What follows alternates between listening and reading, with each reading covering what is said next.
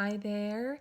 So in this brief video, I would like to talk a little bit about the section on psychology as science. That is a fairly extensive chapter and covers a lot of very important topics. I will not be able to cover all of them here, but I'll talk about a few really important pieces of information, and then you please make sure that you supplement everything I say with the information that's available in the textbook.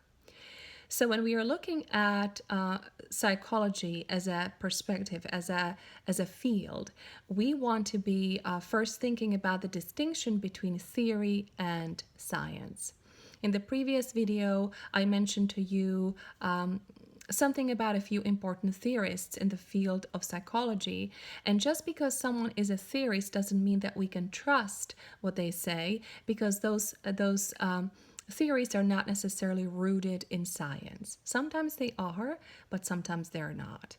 And so when we think about theory, you can think of it as a set of principles that aim to explain and predict human behavior. And again, they may or may not be rooted in science, but very often they are not, but they're a good starting point for scientific inquiry. Science, on the other hand, is based on facts that we establish through systematic investigation and observation. And we typically do start with a theory. Theory can give us a framework on which to explore a particular idea or question. So for example, we may want to see if ADHD, attention deficit hyperactivity symptoms may be caused by a diet that is high in sugar intake. Okay, so we want to start with formulating a hypothesis, which is basically a testable prediction. And in this case, it would sound something like children who receive high amounts of sugar in their diets will have more symptoms of ADHD than children who receive low levels of sugar in their diets. Once we have our hypothesis, we want to operationally define our variables. And what that means is that we basically make very specific descriptions of what we are measuring. So what do you mean by inattention, right? That's a really good question. Well, we could operationally define inattention as the number of times a child is off task during a 20 or 30-minute activity, okay? Once we operationally define our variables, we have a sense of what we want to use as variables, how many subjects we want to include in our study. Then we need to obtain our subjects or participants. And we do that through what we call random sampling. Random sampling is not a perfect concept. Random sampling implies that every member of the population has an equal chance of being selected into our study. That is in the ideal world, which doesn't exist. We do the best we can to come as close to this as possible, and we try to, in the region where we live as scientists, we try to select our sample as randomly as possible. So let's imagine that we have a sample of 100 children with attention deficit hyperactivity disorder, and we want to determine whether sugar intake does play a role in the severity of the symptoms of ADHD. So the first thing we want to do is split those children with ADHD into two conditions, and we do that randomly. We call that random assignment because we try to randomly assign those children into either high sugar intake or low sugar intake conditions.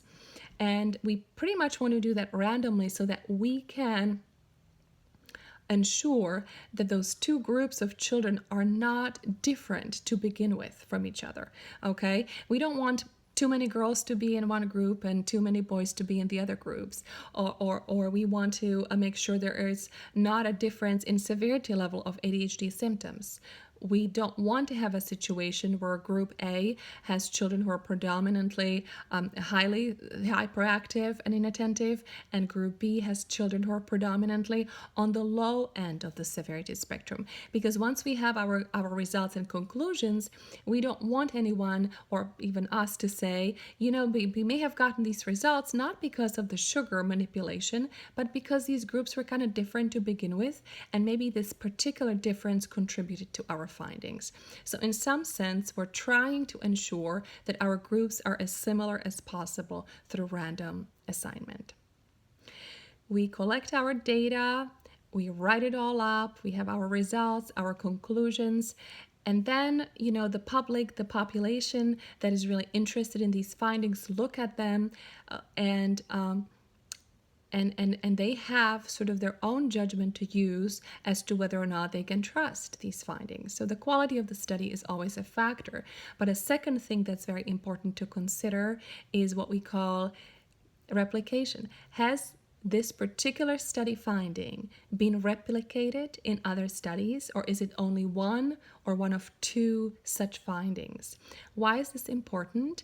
Because no matter how rigorous a research study is, it is not perfect, and the results may still be a fluke. And so the only way you can truly trust findings of certain studies is if you have seen those results to be replicated several times, kind of yielding similar or identical results, suggesting that this is actually a finding that we can trust. Okay.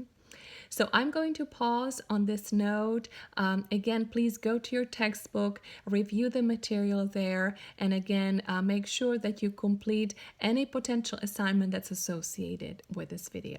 Thank you for your attention.